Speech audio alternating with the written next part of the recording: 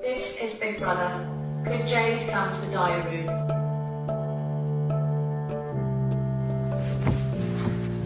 Hello. Hello, Jade. This morning, Big Brother requested that housemates do not return to bed or go to sleep. Big Brother is therefore issuing you with a second warning. Right.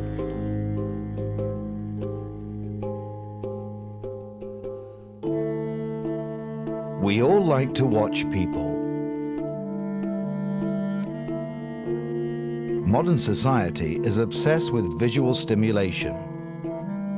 Our voyeuristic gaze is especially aroused on the promise of getting to see real-life action.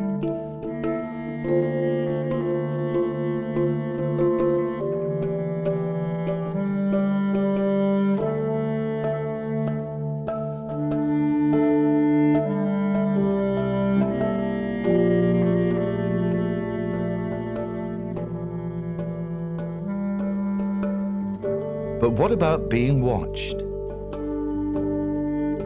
Constantly.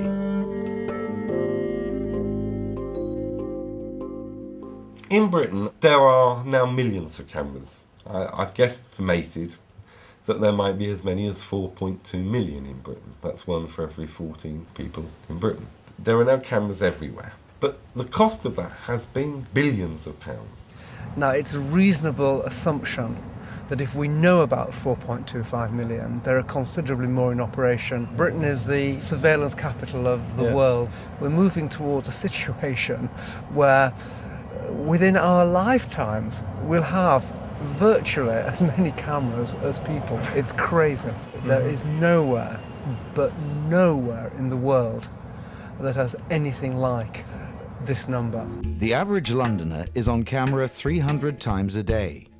How did this come about so easily? What made George Orwell's mother country the most watched nation on earth? To answer that question, we have to go back in time. With the demise of the Soviet Union and the end of the Cold War, a lot of companies that were fueling the arms race between the East and the West had to find new markets. And of course it is true that there's been massive growth in technology as a spin-off from a military technology. And the companies that develop this are always, but always looking for the commercial application. They discovered a civil market for technologies like CCTV, and a thriving interest arose, especially in the United Kingdom. Particularly problems in town and city centres. That we did see in the 80s a big rise in robbery. We did see a rise in the use of offensive weapons, a rise in public drug dealing, a rise in public drunkenness, and a reduction in public servants generally. The cost cutting that has hit everybody everywhere has meant that policing withdrew in many respects from places where there was public disorder and crime. Apart from the general rise in crime, the IRA terrorised Londoners with bomb attacks in the early 1990s. But it was one extraordinary event that spurred the massive introduction of cameras especially. In 1993, the toddler James Bulger was abducted from a shopping mall near Liverpool by two 10-year-old truants. They beat him up brutally with bars and bricks until he stopped moving and then left him on the railway tracks, where a train later cut his lifeless body in two. The last existing images of James with his killers were recorded by a private CCTV camera in the shopping mall when they were just about to leave the building. Having watched what happened with Bulger and the subsequent early growth of CCTV, where CCTV was put in the spotlight as maybe a solution to crime, although ironically, of course, it hadn't saved James Bulger, it merely had recorded his rather horrible last few minutes. There's never ever in Britain been a full discussion, debate. It's never been an issue. So I think the attitude has always been, we're not a big brother society. We're not like these foreign countries.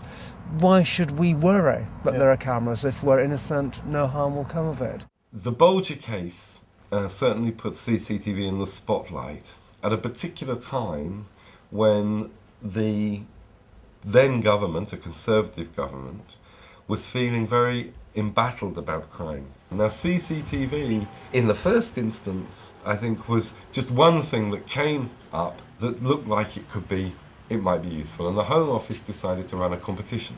They said, we're going to ask local authorities, local towns and cities to bid so we can fund the capital costs of their scheme. But they also said that we're not going to fund it all, and in line with the Tory policies of the day, this had to involve partnership funding, particularly from business. That was their idea, that business should also contribute. In the event, there had been widespread public concern about the Bolger case, and Britain was very, very anxious about crime. Because of that, local authorities responded, and in fact hundreds responded to this competition. And so not everyone could be funded. Many of those people who had invested their time and energy to making a bid, many of them tried to find funds from other sources, like from raising car parking charges. Local authorities, once this ball started to roll, were in the position of saying, well, if that town's got it, we must have it.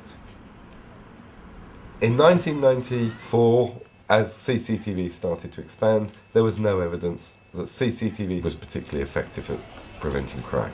So in this context, I think they just thought there's no point in evaluating it, and partly because it was symbolically important rather than practically important, well, did it really matter? That story, in a sense, still carries on.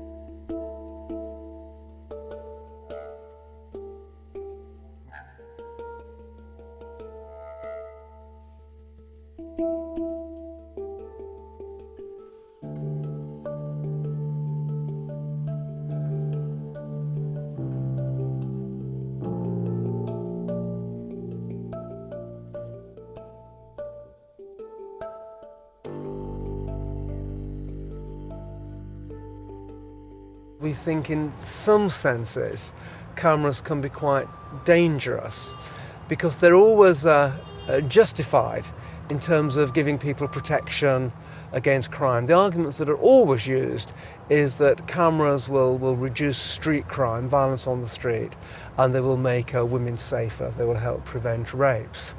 But the truth of this is that they do no such thing.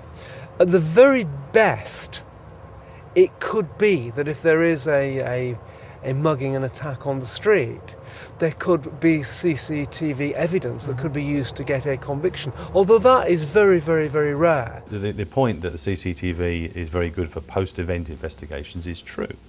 But if I take you back to the Irish terrorism in the 70s and 80s, it's quite clear that the proliferation of CCTV frightened them away. They did not like seeing themselves on camera when they were on trial at the Old Bailey, realising this is not the place to work. So the IRA were gone, but the cameras were still there. In his historical book, Violent London, Professor Clive Bloom identifies a significant consequence. If you're going to justify the expense of such surveillance, you have to have a right to justify it. With the end of the IRA's activities, new enemies have to be found, and of course they're found in the Countryside Alliance, they're found in hippie movements, in countercultural movements, etc., etc. The last three Home Secretaries, Michael Howard, Jack Straw and David Blunkett, have all pushed the power of the state to interfere in our lives, have restricted our privacy more and more, which is a very worrying trend.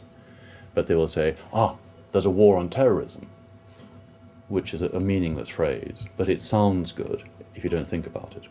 And that justifies more and more invasion of our liberties. It is someone looking over a street scene or over a demonstration or whatever it might be, or a dark tunnel under the road. You know, it is what it is. If you are taking someone to court, you need evidence. Evidence will be provided by people, and it may be provided by CCTV. It frequently is, and it's very compelling evidence. It's not reliant upon people's faulty memories. It's not reliant upon people's bad eyesight or what people presume they think they saw. But can a rather dated technology like CCTV still be of any great help in combating modern terrorist acts? Holy fuck! Oh my God! Oh my God! Jesus fucking Christ! Undoubtedly, terrorists on a suicide mission are definitely not deterred by surveillance cameras. If their plan is successful, they die anyway. Just like with the Bulger case 12 years before, CCTV didn't prevent the suicide bomb attacks of July the 7th, 2005 from happening. Video surveillance also wasn't the cause for the failure of the attempted attacks 2 weeks later. The bombs were simply defective. Luck was therefore the only reason that prevented another disaster. There are positive aspects to CCTV, some of which are, in a sense, misconceptions, maybe, but it does provide a very useful tool for a range of things. Both symbolically and in terms of major investigations, it can be very important. Well, obviously, the bombs were the biggest onslaught on the United Kingdom in peacetime. And it's quite true to say it didn't prevent it. But what it did do is certainly help the anti-terrorist branch investigate, and it helped the fact that the people have been arrested and await trial. I mean, it is of great assistance. To say that it didn't stop it is not an argument for not having it. So it wasn't a silver bullet. It didn't suddenly just emerge from the cameras.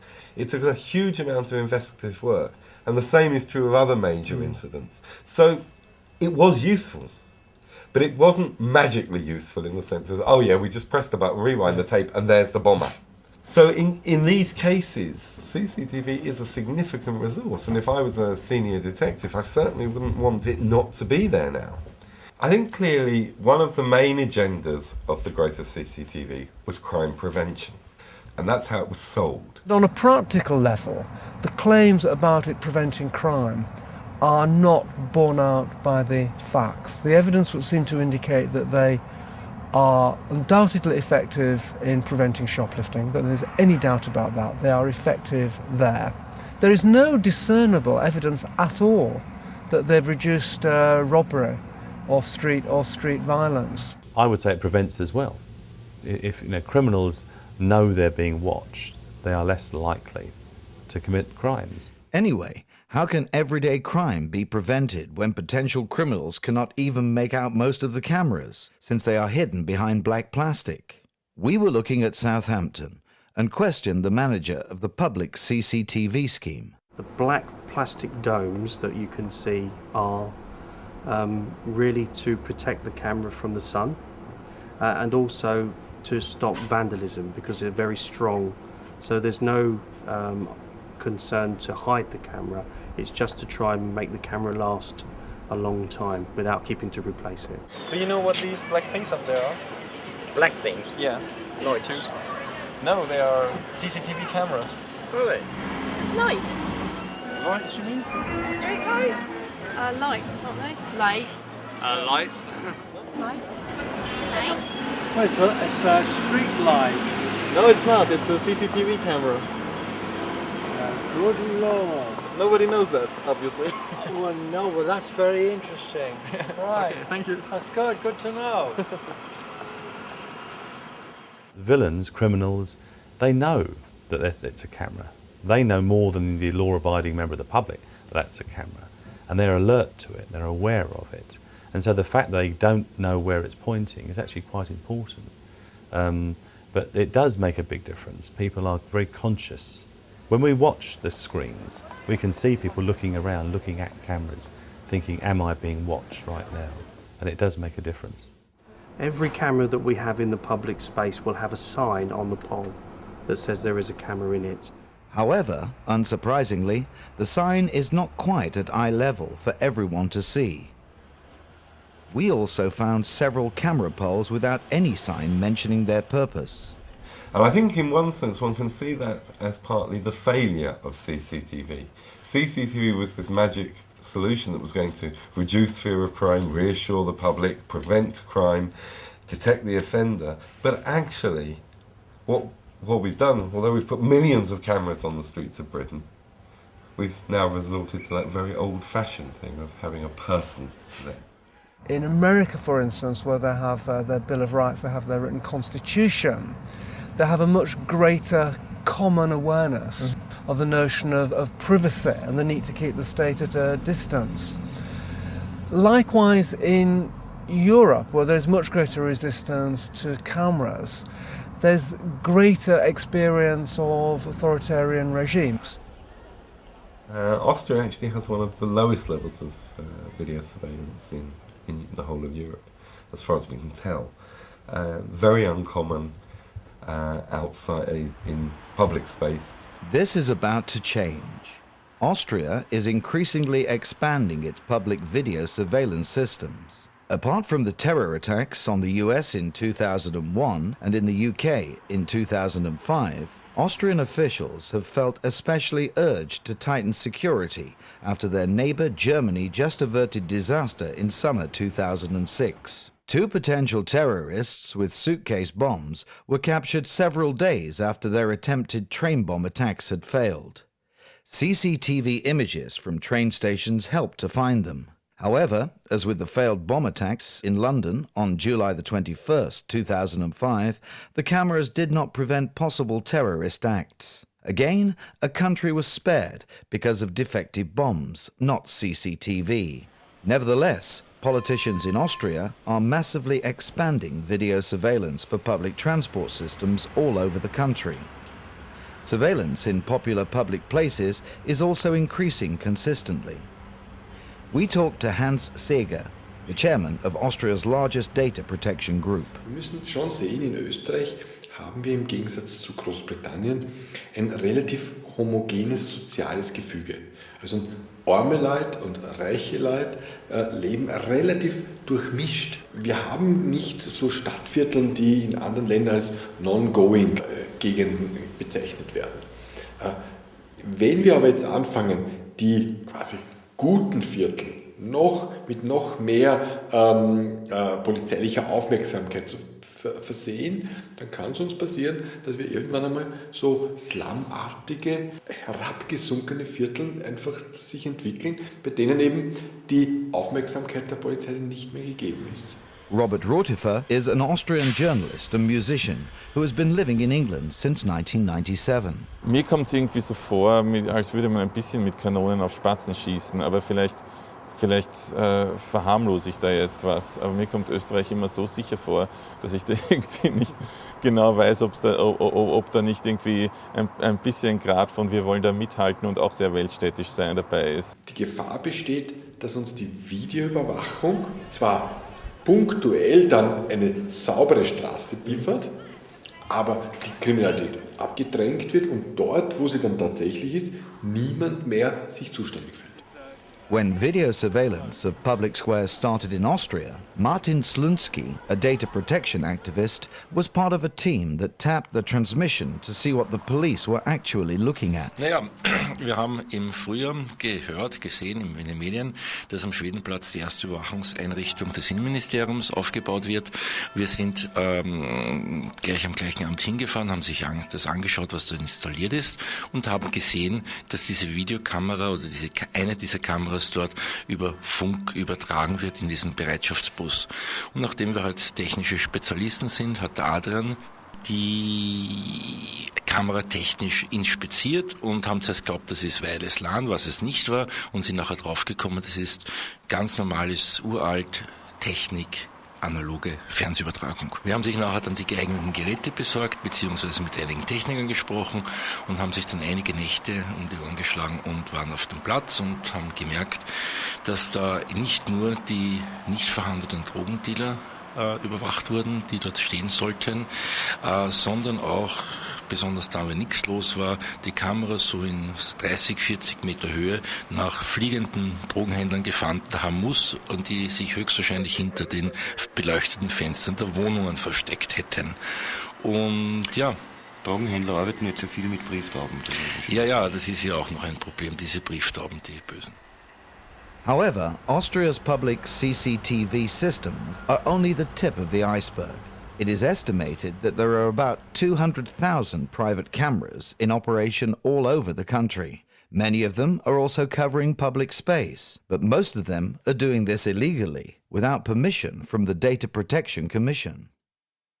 Der eine wichtige kulturelle Unterschied, den es zu bedenken gibt, ist, die ganze Geschichte ist anders. Es gibt hier kein Melderecht. Das heißt, festzustellen, wo jemand aufhältig ist, geht wesentlich leichter über solche Daten. In Österreich zum Beispiel oder Deutschland muss man immer melden, wenn man den Wohnort wechselt. Hier kann man verschwinden. Also du kannst ganz leicht beschließen, zieh in eine andere Stadt, kein Mensch hört mehr von mir, ich heiße jetzt anders.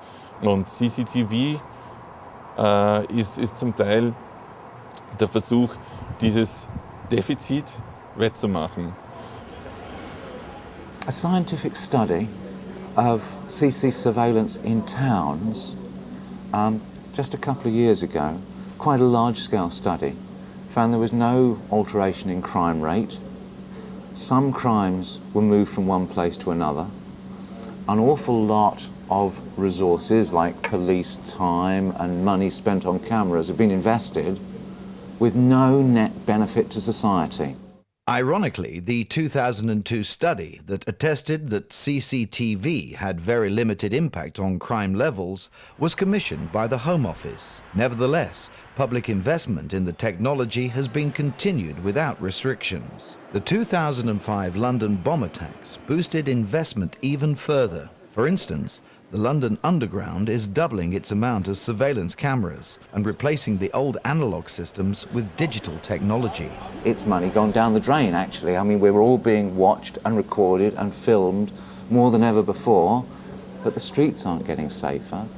The sorts of crimes that you might hope that CCTV would prevent aren't reducing.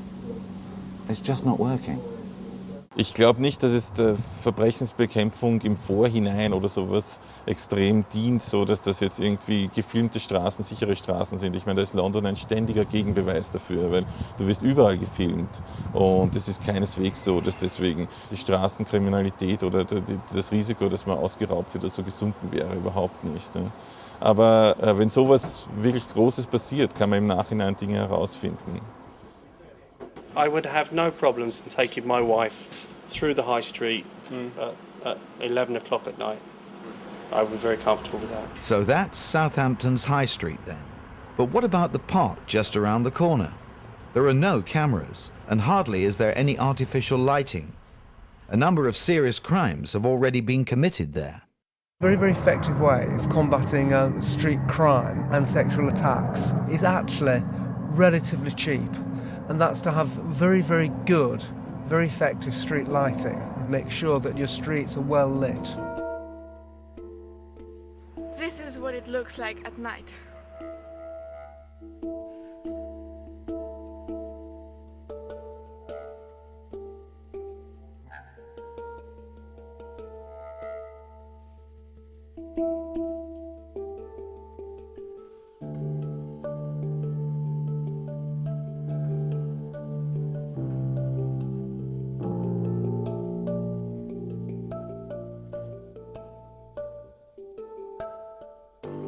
But why do the majority of people then feel safer having the cameras?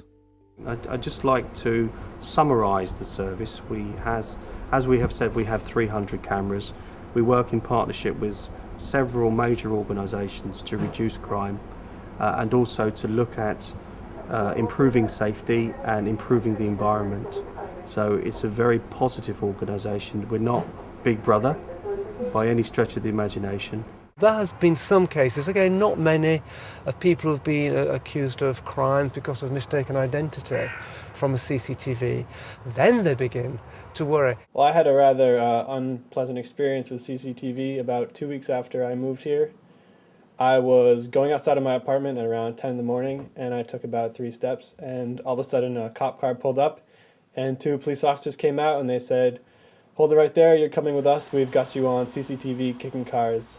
And it turns out that because I was wearing a black coat and someone on CCTV who got caught kicking cars was wearing a black coat, they had me confused for him, and it took about 5 or 10 minutes for them to clear up And then they went away without apologizing or anything and sent me on my way. For the great majority of us, the actual use of CCTV does not in any way interfere with our lives. So we may or may not be conscious of the extent of the cameras. Most people walking along a high street just don't even think about the cameras. They certainly don't look up so they can see the cameras. If you think of most forms of crime prevention initiatives that might involve, say, the rehabilitation of offenders, trying to stop them doing it again, nobody sees that. It's hidden away, it's private, and they might not approve of it anyway because maybe you should maybe seen as a reward. CCTV, on the other hand, is highly visible. You can put a camera on a pole in the street, you can put a big sign up, and everyone can see, oh look, they've done something about crime. Not only that, of course, the product of CCTV is film. And we live in a media age. The cameras and the products of them can be fed into television particularly. And not only television, local newspapers. And local newspapers love CCTV. It's a local thing. It provides visual information. It can engage the readers too, because you can ask, do you know this offender? Please ring our hotline. It's got all the elements of good news. But the general thrust of how reporting crime is quite common here. There are television programs devoted to ringing up and reporting criminals. And so, I see it very much as part of a steady campaign of raising public awareness. With practically no exceptions, the media have been sympathetic to the idea of CCTV. So by constantly encouraging CCTV schemes, they're able to encourage, on the whole, very favourable publicity. So they introduce a CCTV scheme in a local area. The local newspaper, the local television, the local radio will do a piece about how government is funding this crackdown on crime. So it's seen as a way of doing something. The media are almost without exception in business to make money. And in this country, unfortunately, we have a very vulgar, crude approach to what we will accept from the press. Our society is continuing to become both more voyeuristic and exhibitionist all the time. A look into a TV guide reveals a startling amount of programs that are all claiming to depict reality. Millions of people have their own internet blogs, a post-modern form of keeping a diary. The only difference is that quite often these people share every single detail of their lives with the whole world. In a world that is becoming more individualistic, people seem to embrace new opportunities that enable them to share everything personal. They also want to know what's going on behind their neighbors' closed doors. There are even retail chains that are specialized in selling ordinary-looking items that sport hidden surveillance cameras and other bugging devices.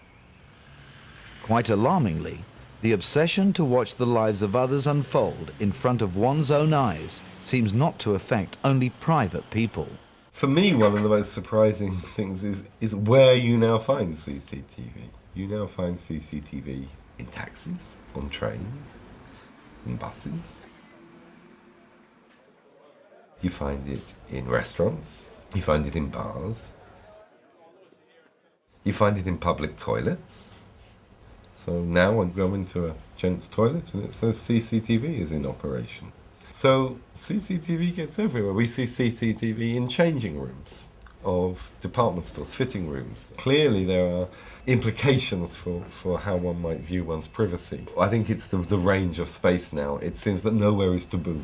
The fantasy of CCTV policymakers seems almost unlimited. There are already shouting video surveillance systems in operation that enable the operators to give verbal warnings directly to people who behave antisocially. The latest systems are even able to listen for people speaking in aggressive tones or gunshots. It's been reported that the Home Office is even considering to put new kinds of hidden cameras on Britain's streets, which could look right through people's clothing. It is claimed to be helpful in discovering explosives and the like. Other than that, they've been a couple out on a dark railway station, kissing each other, possibly going much further than that. A CCTV camera is in operation. Somehow or other, that footage finds its way onto a pirate video and they see it. That's happened. We don't know, we've no idea how often it happens. The police don't know how often it happens, but we know there is a market for this sort of material. There's always the possibility of misuse. So every time a human being is involved in a process, there's a possibility of someone misbehaving. The important thing is to make sure that people are properly trained, there are codes of practice, and they're enforced and inspected. And if anyone does transgress and misuse CCTV, we've got to make sure we can track that back as best we can. Everything that the operator does with the camera is monitored by the computer and is recorded, so we know what cameras were used at what time in what location. So if there are any issues over human rights and privacy, we can trace that backwards. But I think there are still hundreds of other small-scale systems that are operated by very low-paid labour on a temporary basis, so I'm sure there is leakage still. There has been misuse, albeit I think very minor, but there has been misuse, and no doubt in the future there may well be again. And to take footage of a couple having sex in a car is not what this is to be used for. But unfortunately, human beings do misbehave from time to time. As a spin-off from that, of course, people will start to realise that car parks aren't the best place to have sex, and may well not do that.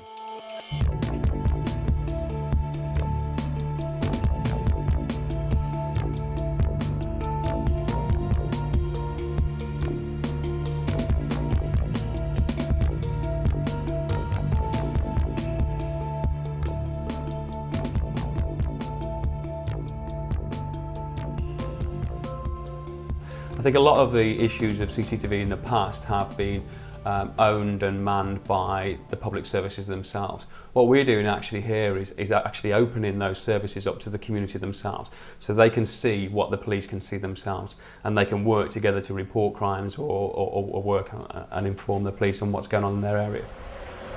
In Shoreditch, an area within the London Borough of Hackney, the government-funded Shoreditch Trust is giving people access to public CCTV cameras of their neighbourhood as part of a digital TV service. What's delivered onto people's screens is Shoreditch TV, which includes a crime channel that allows people access to CCTV cameras in their area. We have a local channel and a money channel that includes something called a benefits calculator, for example. The crime channel is basically, the concept around that is about working with the community to try and tackle crime in the area and reduce people's perception of crime levels in the area. So what we've set up, if you like, on people's TVs is the ability for people to actually directly interact with the public services themselves that are open to the rest of the people in the community can see, and what's being done to remove an abandoned car or what's being done to tackle the crime.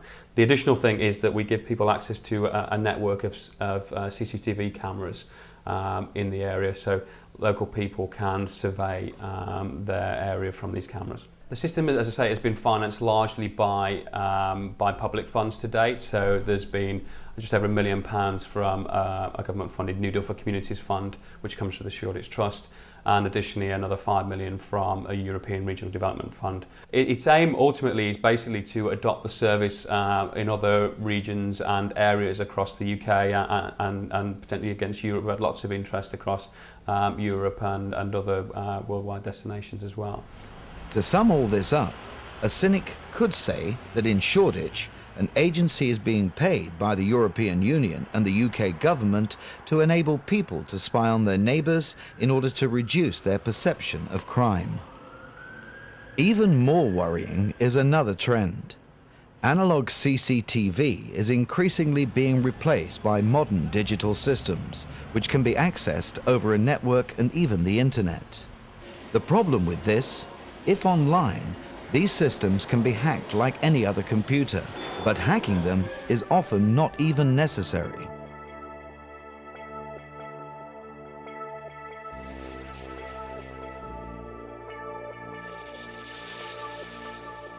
Thousands of unprotected CCTV cameras are accessible for anyone, anytime.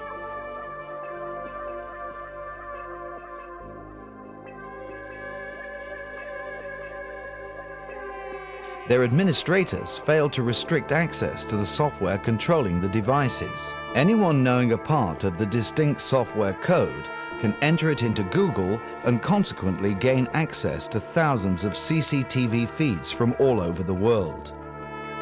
You can watch live broadcasts from cafes in the US, churches in Poland, and of course, loads of footage from all over the UK.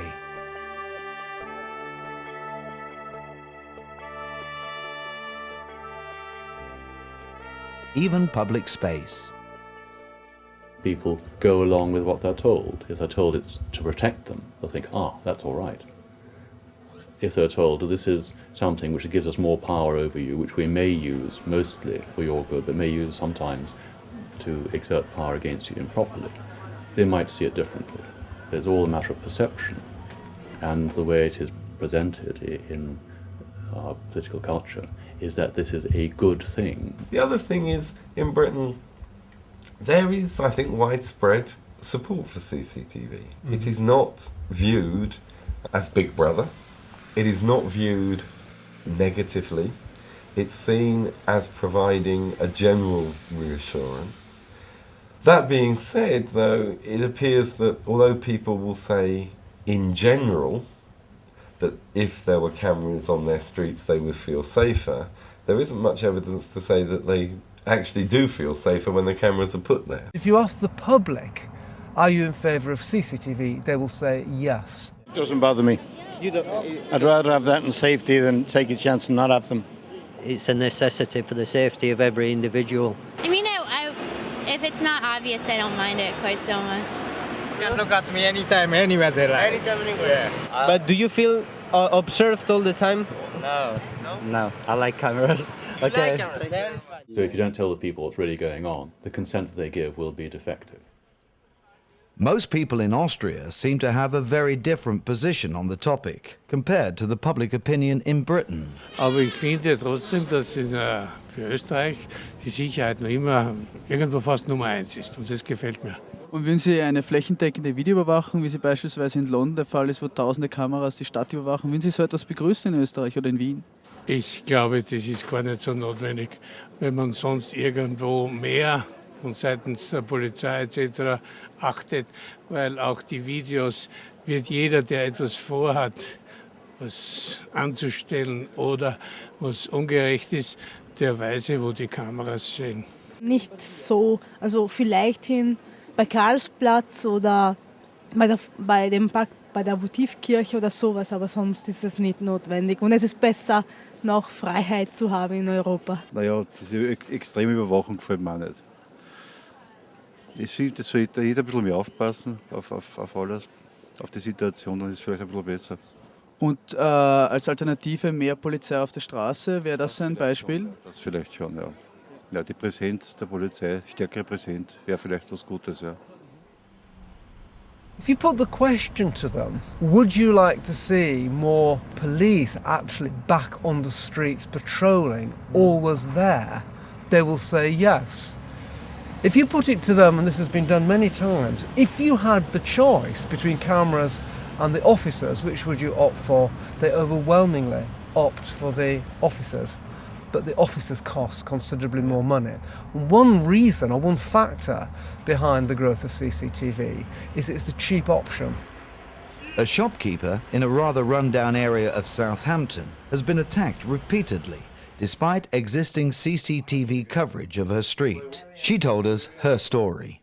When a drug addict is desperate, he won't care about cameras. He wants his fix. And if he puts the hood up or covers his face, he won't be tracked. What would you do to increase security? I think more police on the beat. Like years ago, we used to always have police and we knew them personally by their first name. The visible presence of order, of authority that we had in the 70s has gone. We've tried to replace that through technology, but that doesn't seem to have been wholly effective. If you think about it, if you're on an underground station at 9 o'clock at night in an outer London area, it will be deserted. you will have a sign saying, if you need assistance, press this button. And this station is under 24-hour video surveillance for your protection. Well, this is all very well, but you press the button and say, someone's about to mug me or has just mugged me. Well, what good is it? I mean, take the police 10, 15, 20 minutes to get there, by which time you've been... Yeah. I'd like many, many more police officers. I'd like thousands more police officers to protect every street and every railway train. But that's not going to happen. Public spending will never allow that. You know, there are other things to spend money on. This is a better way of providing security than none at all. The box, the camera, and the electrical equipment and the pole on which the camera sits is probably in the order of €80,000. A single one? A single one, yeah. But we think on average it costs us about £35,000 a month to run CCTV in total. They don't actually realise that practically every high street institution will have cameras watching you as you come down the street. They're simply not aware of that. But where it begins to impact on people, as in the growing number of companies, of firms, that are actually introducing cameras in the workplace, then people's attitudes begin to change, because for the first time they actually understand what it means to have their privacy compromised, and they do start to raise objection.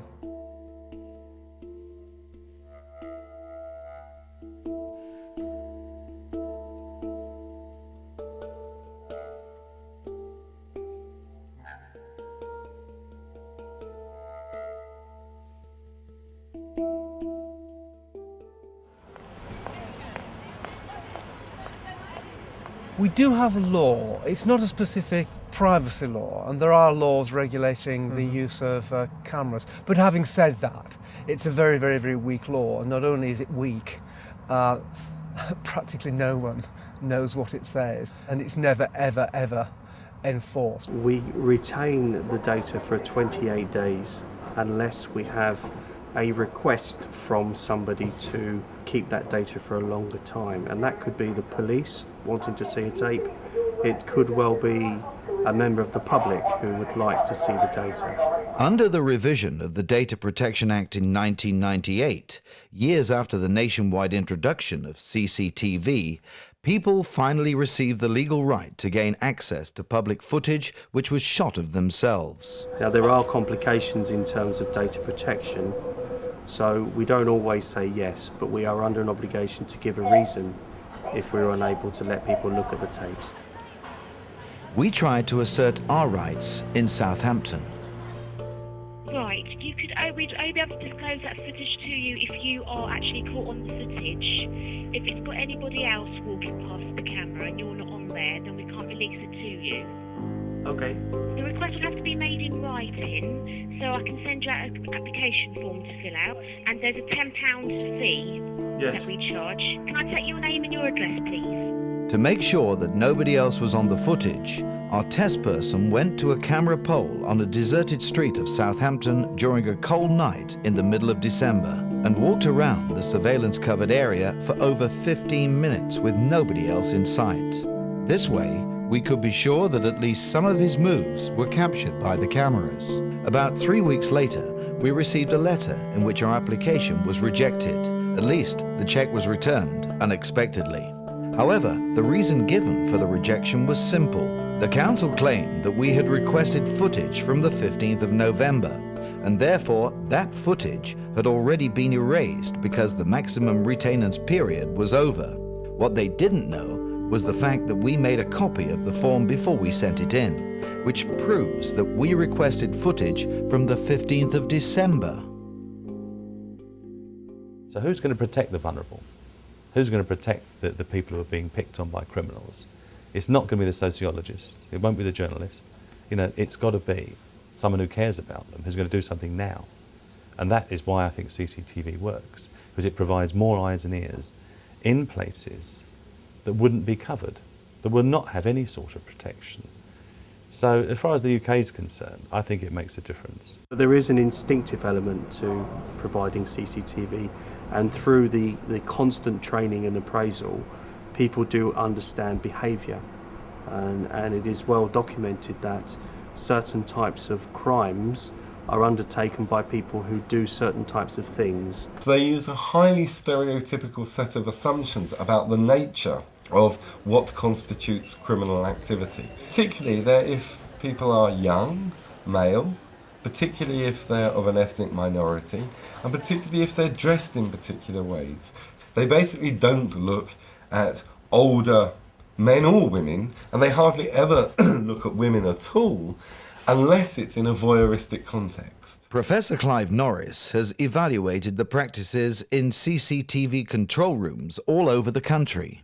This gaze is highly selective, but that has some very important consequences. If CCTV is not just about controlling crime, it's about reproducing order in a rather more general sense, then one of the things that happened is certain social groups, mainly the poor, mainly those who are at the margins of society, gradually actually find themselves the object of CCTV surveillance. That surveillance directs on a response against them.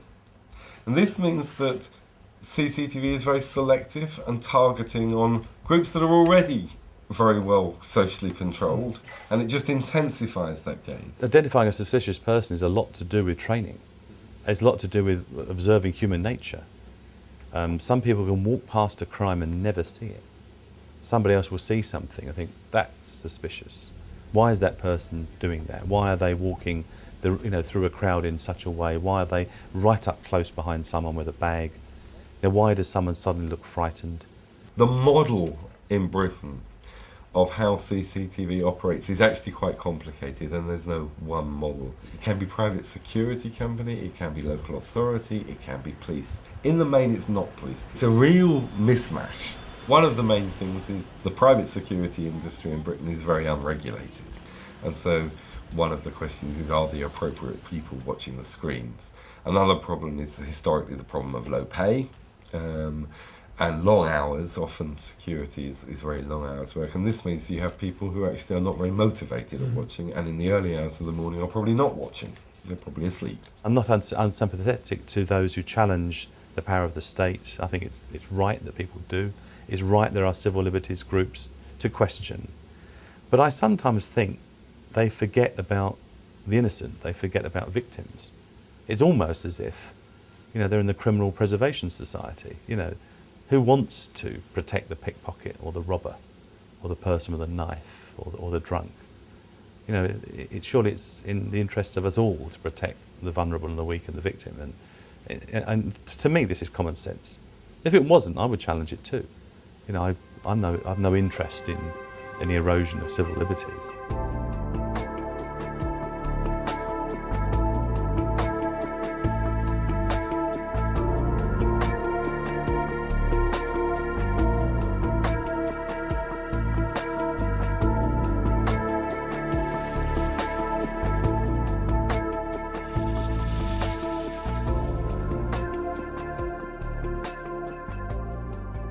Well, I think the major issue that is emerging is the digitisation of surveillance and CCTV surveillance.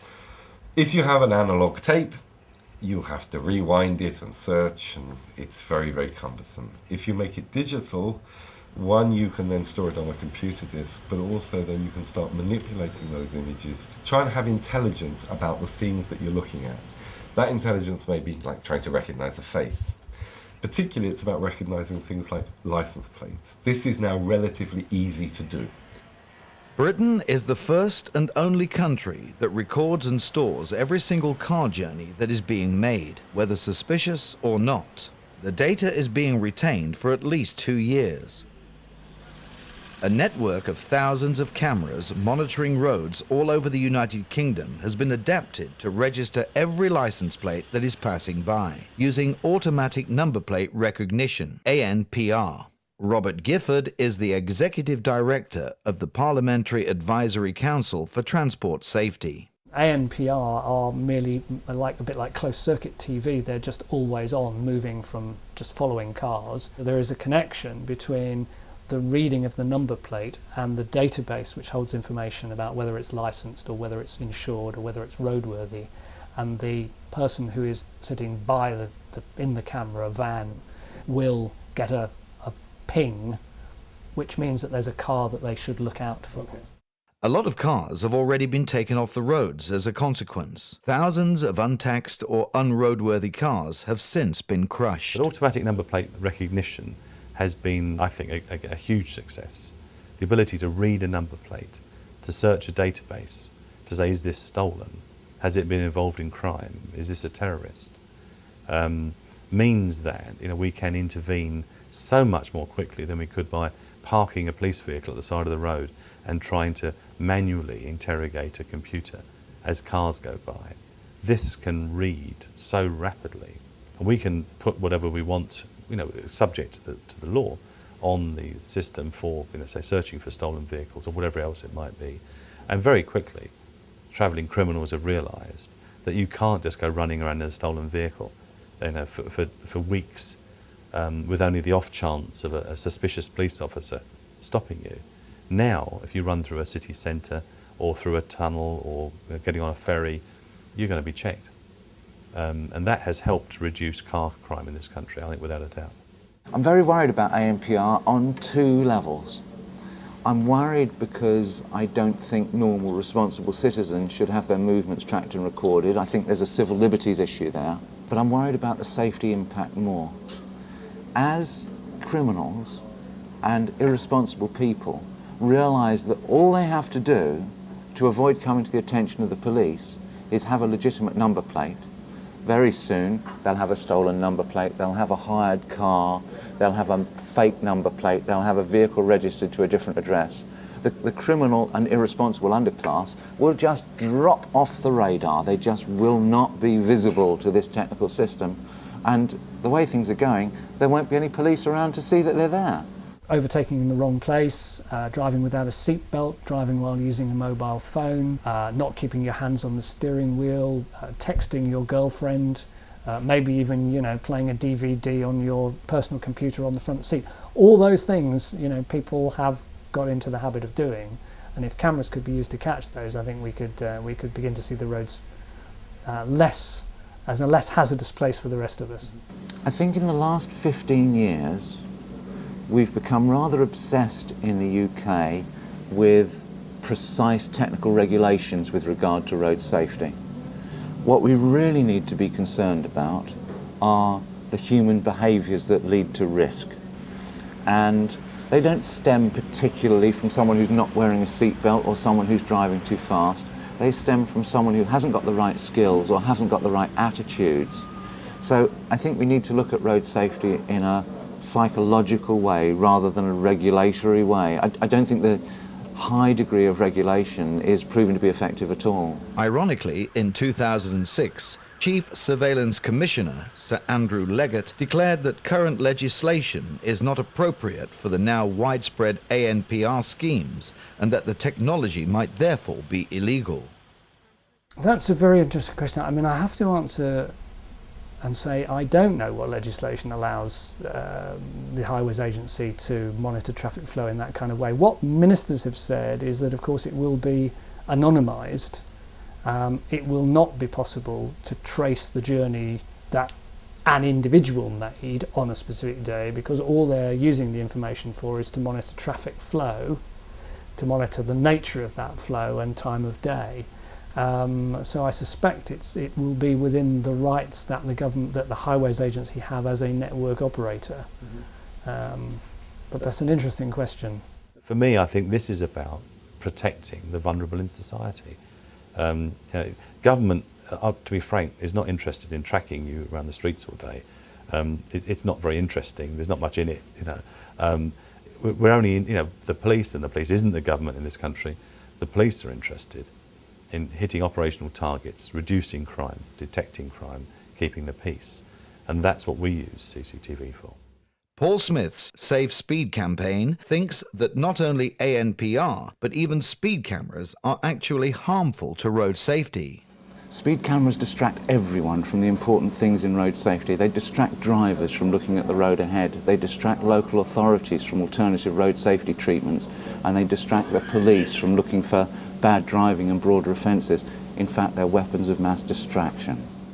The vision that people have here is to link this not just to license plate, but also to facial recognition systems. So, for instance, that you would no longer be anonymous in public space. Every time you enter public space, your presence could be registered on the system.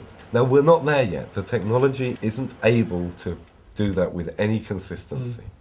But it is the vision that a number of people have about the nature of how these systems can be used. And we now already see it with car license plates, so the model is there. I think certainly on the CCTV front, we'll see some increasingly sophisticated methods of facial recognition, so that people who are wanted, people who are suspected, could be picked out in a crowd. That would be quite an advantage, not only for terrorism. I think, though, what you did see after September the 11th, a number of the more high-tech CCTV companies who were involved in facial recognition systems, in the linking of cameras to computers, and using digital technologies to recognise behavioural traits and so forth. And they pitched very strongly. Within a few weeks of 9/11, they were knocking at the White House door. We can solve your problems for you. We can recognise people. We can give you airport security. Well, actually, they couldn't. But what they did, they managed to convince the government that they could make a contribution. And I think one of the effects of that is, in a sense, that their research and development has been highly subsidised by the American government on a basis of a technology that really couldn't deliver the goods in the sorts of conditions that they were talking about. One of the key problems for that is that the cameras are located high up in the air. They're on 8-metre poles. So when you look at a face, you only see an angle of the face, you don't see the whole image. So it's sometimes difficult in that scenario to say that it would be beneficial. The problem with facial recognition systems, which were hyped around 9/11, is that one, you need a database of suspects' faces. Well, we don't know who Al-Qaeda was, so we didn't have that database. Two, to recognise someone in a crowd or in an airport requires that that image is a recent one, taken under the same lighting conditions as you have the current image in. These are very difficult things to arrange. One of the problems as well is that you always get false errors. I think there'll be increasing links with other intelligence systems, so that smart intelligence will start to look at behaviour in crowds. Is there something unusual happening in here that you don't need a human being necessarily, that one can pre-program to say there's some odd behaviour happening, there's some odd patterns of movement. CCTV is probably the most obvious form of surveillance nowadays, but it is only one single example out of a wide range of surveillance mechanisms in which more and more people find themselves trapped every day. Ironically, as opposed to CCTV, many other kinds of surveillance are hidden away, and people expose themselves to them voluntarily, just out of sheer convenience. Things like mobile phones, credit cards, customer cards, or internet searches all leave a digital trail that can be used to recreate a seemingly perfect picture of a person based on data stored in databases. This government in particular, the Labour government, does appear to have a fixation with technology and speak as if technology was the answer to all problems. So a whole number of issues have come up in recent years. They've seen the answer as being technology. Terrorism, they want to introduce a national ID card. What on earth that will do to stop a determined suicide bomber escapes me. But that is what they claim. If we all have the high-tech ID card and we have a national database of everyone's details, that will make us a safer country. It won't, but they believe it. And without exception, every computer system the government has worked with has been a disaster and has cost the taxpayer millions and millions of pounds. Nevertheless, they persevere, and one does get the sense at times that any good high-tech salesman or woman has probably got a pretty good chance of selling almost anything to a very gullible Home Office. CCTV is only the tip of the iceberg, and it's growing bigger every day. Wenn wir lernen würden, ja, dieses Identitätsbusiness bescheidener anzugehen und uns auf die Dinge zu konzentrieren, die eben für eine Sache notwendig sind, würden wir sehr viel weiterkommen. I would hope that all the systems will be upgraded in such a way that they can be central controlled. Die Gefahr besteht, dass diese Bestände mehr und mehr auf längere Zeit aufgehoben werden und miteinander vermischt werden und vernetzt werden. So if one's worried about one's privacy, then the question is, what information does the state have the right to hold about you? Should that information be discreet? Because increasingly in Britain what we're seeing is the tendency to bring all those things together. And should they be brought together in the context of policing and control? That, I think, is the big issue that was going to face us over the next 20 years. Wir wissen heute nicht, was in 20 Jahren in Daten hineininterpretiert wird. Und eins ist ganz sicher, ja, egal wie gut wir die Leute identifizieren und zuordnen und überwachen, wir werden aus den Menschen keine Heiligen machen und wir werden immer Kriminelle finden, die Wege finden, das alles zu umgehen. But the state will keep pushing to have more and more powers, and people do not want to know really how the powers are being used. Anstatt zum Beispiel soziale Ursachen für gewisse Dinge zu beobachten oder zu versuchen zu verändern, dass immer an den Symptomen herumgemacht wird. Und die Idee, dass da irgendwie Kameras sind und dann verschwinden diese Kids von der Straße, anstatt dass überhaupt jemand nachdenkt, warum diese Kids auf der Straße sind und was sie dort suchen, das ist schon bizarr. In the United Kingdom we have no documentary constitution, we have no Bill of Rights, and we are subjects of the Crown rather than citizens. We are a very deferential people still. That is, we trust the government and we do not believe that any power would be misused against us.